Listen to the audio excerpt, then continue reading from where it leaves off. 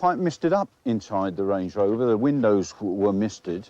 The warmth of the bodies of these three men was actually creating a sort of a misty atmosphere in the car, which was a little bit bizarre. In view of the fact there was no snow or frost on the vehicle, Mr. Theobald testified that he had formed and remained of the opinion that the Range Rover had not been in the lane overnight. This aspect of Mr. Theobald's trial evidence thus contradicted Darren Nichols' account that the Range Rover had been in the lane since around 7 p.m. on the 6th of December. Having considered Mr. Theobald's evidence, the Commission decided to seek expert advice on the question of whether or not the absence of snow and frost from the surfaces of the vehicle could give any useful indication as to how long it had been situated in Workhouse Lane before being discovered. The Commission wished to discover whether expert advice might offer support for the proposition that the victim's Range Rover arrived in the lane far later than claimed by Darren Nichols and as suggested by the statement of Michael Wright and the trial evidence of William Jasper, Stephen Rogers and Peter Theobald.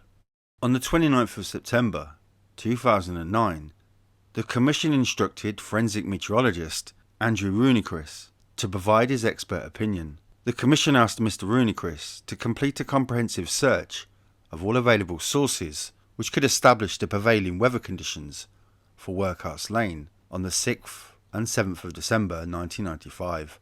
The Commission also asked Mr. Runecris to provide, in as far as the results of his data search enabled him to do so, his expert opinion on how long he believed the Range Rover had been in Workhouse Lane at the time it was discovered, just before 8 a.m.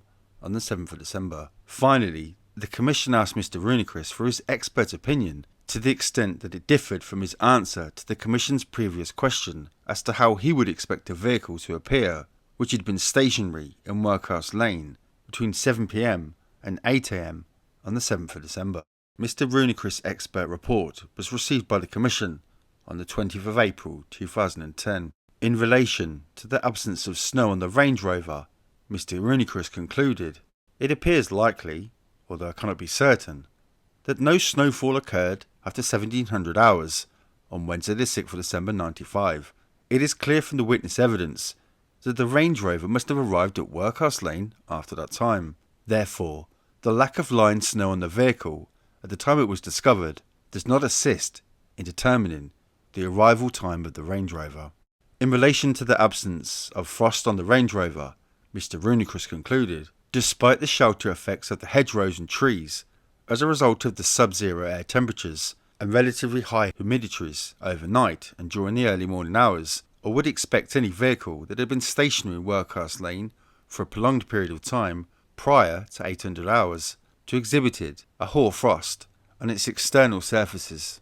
I cannot determine the precise length of time that would have been required for a hoar frost to form on the external surfaces of the Range Rover after it had arrived in Workhouse Lane and its ignition switched off. However, in my opinion, I consider it likely this would have not required more than a few hours or so. Assuming the Range Rover was left undisturbed, I am currently unable to explain this apparent anomaly, which compared to the prosecution case that the Range Rover arrived at the incident scene at approximately 1900 hours on Wednesday the 6th of December. Mr. Runecris' report was disclosed to the applicants on the 6th of May 2010. Having considered the report, Mr. Steele has stated that he believes Mr. Runecris' finding to be seriously flawed. He does not wish the Commission to rely on any of Mr. Runecris' conclusions. Mr. Steele questions whether Mr. Runecris is suitably qualified to offer an expert opinion, since he possesses no qualification in the science. Mr. Steele also points out that in any event, meteorology is an inexact science.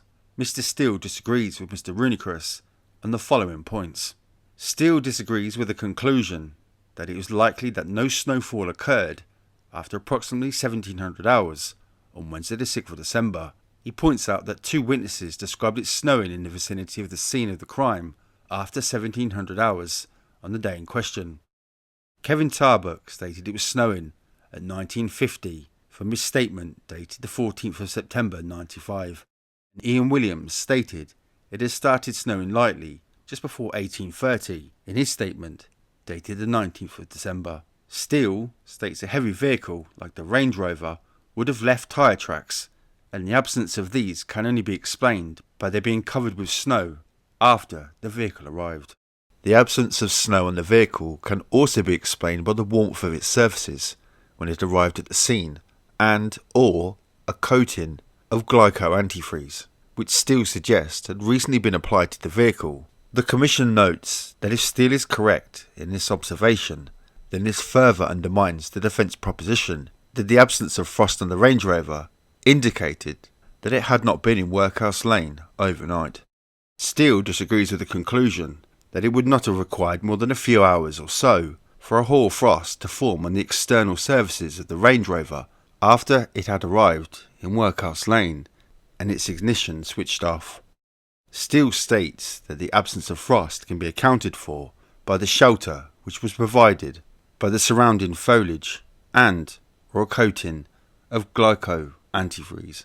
Jack Wilmes has also considered Mr. Rooneycris's report and has provided his own observations. Like Steele, Wilmes disagrees with Mr. Rooneycris on the subject of snow, pointing out there must have been snowfall after the arrival of the Range Rover, because Mr. Jiggins stated at trial that on the morning of the 7th of December there was a lot of snow and ice over the puddles in Workhouse Lane, and none of the ice had been broken.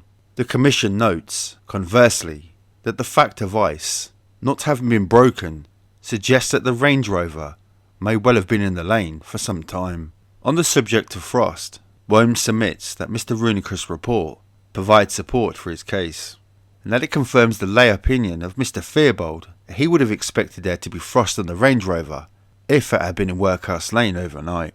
The Commission has considered Mr. Rooneycris' expert report, together with the observation of Steele and Wilmes. The Commission takes the view that the report adds nothing of any substance to the position as it was at trial in relation to the absence of frost and snow on the Range Rover, nor does the Commission consider that Mr. Rooneycris' report assists as regards to the proposition that the shootings may have occurred at around midnight on the night in question. It does not provide any support, therefore, for the statements of Mr. Wright, Mrs. Wright, and Mr. Towns. The Commission has reached the view that Mr. Rooneycris' expert opinion is not capable of giving rise to a real possibility that the Court of Appeal would overturn the convictions in this case. In the light of this view, the Commission has decided not to revert to Mr. Rooneycris for his comment on the points raised by Steele and Wilmes.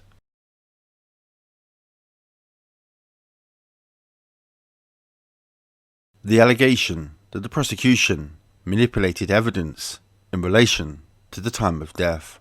The applicants have highlighted that the Home Office pathologist Dr. Lannis did not provide an estimate of time of death when she gave evidence at trial.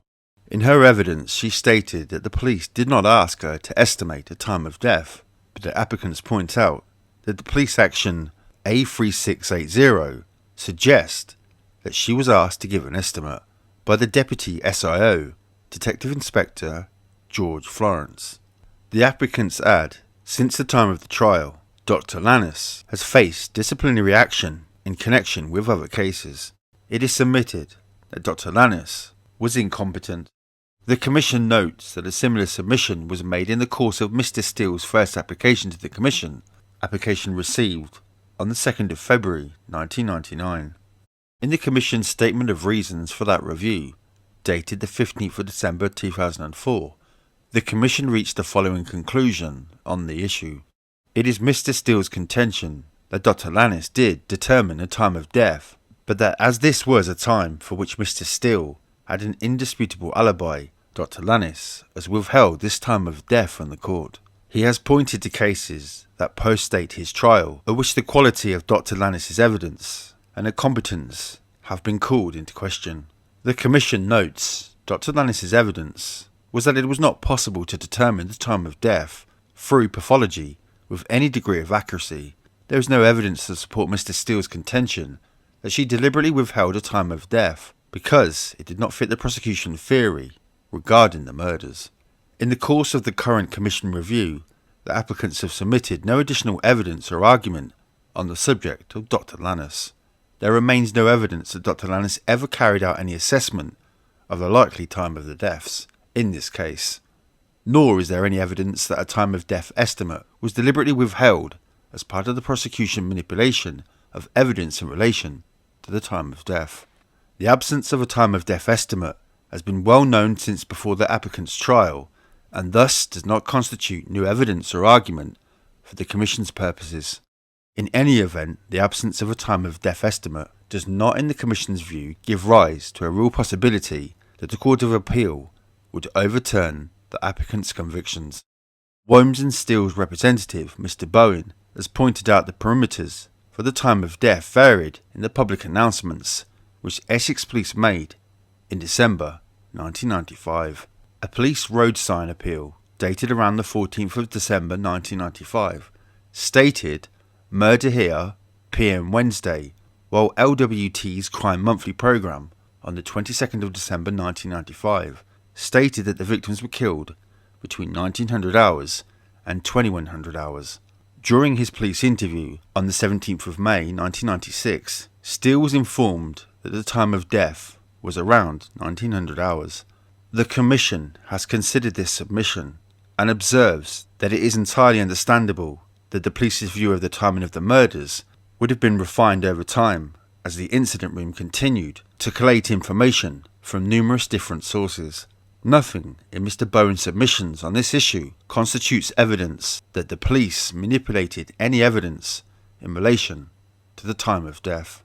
Mr. Bowen has also pointed out that Detective Inspector David Bright, in his statement for the Commission's Section 19 investigation, dated the 20th of May 2004, described being informed of the discovery of the victims' bodies at 6:30 a.m.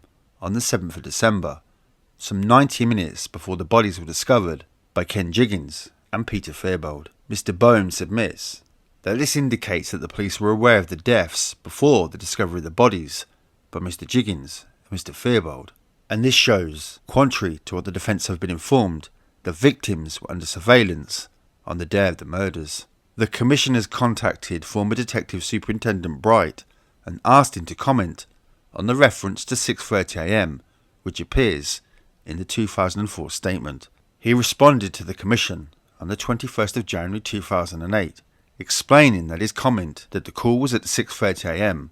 was an approximation. He could not recall who telephoned him, nor could he offer any further explanation for the time discrepancy.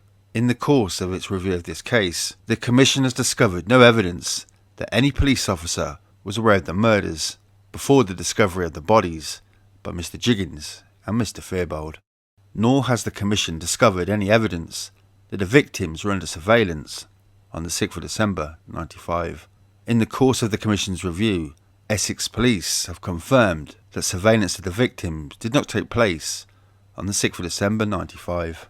The Commission also notes Mr. Bowen's observation during the Commission's meeting with him on the 25th of June 2009 that the surveillance logs for the operation in question make no reference to any surveillance on the 6th of December 1995. The Commission has found no evidence that the police or the prosecution manipulated any evidence in relation to the time of death.